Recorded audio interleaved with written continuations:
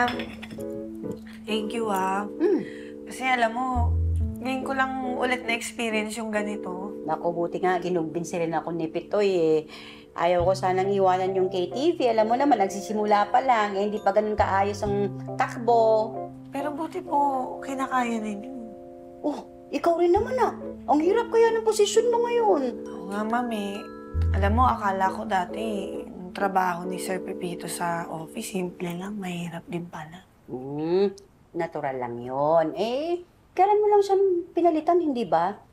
Ilang buwan pa masasanay ka rin. Pero Ma'am, matatagalan mo ba talaga makabalik si Sir Pepito?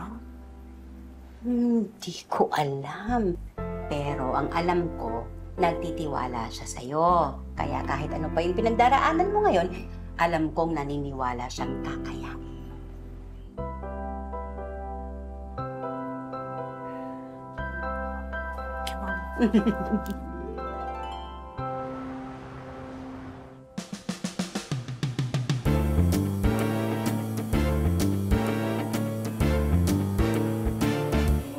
Pagkaan. Ibang ba naman ata ang aura mo ngayon? Fresh na fresh. Nakakapagpahinga. Nako, hindi naman ako makakapagpahinga kung hindi dahil sa inyo. Kaya pa-thank you ko sa inyo. Sagot ko ang Milk Tea today! Mukhang napapayag mo muna si Sir na bumalik para lang kay Mr. Inocencio, Kaya parang nabawasan ang pasang krus mo dyan. Hindi. Alam nyo, feeling ko naman hindi kasi papayag yun si Sir. Napabayaan na lang niya tayo. So, kailan ang balik ni Sir? Hindi pa siya babalik. Kailangan niya pa magpahinga, mag-relax. So ayun, hindi pa siya babalik. Paano si Mr. Inocencio?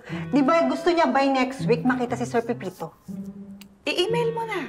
Ako ang makaka-meeting niya. Magpe-present ako sa kanya mamaya. Paano kung di siya pumayag? Wala siyang choice. Papayag siya.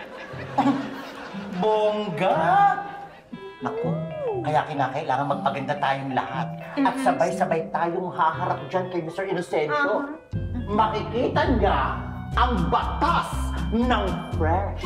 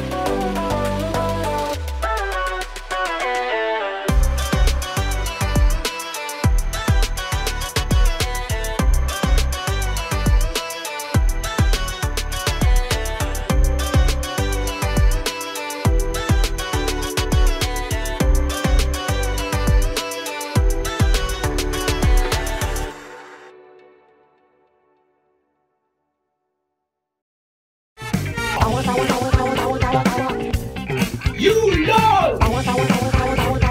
Click and subscribe now!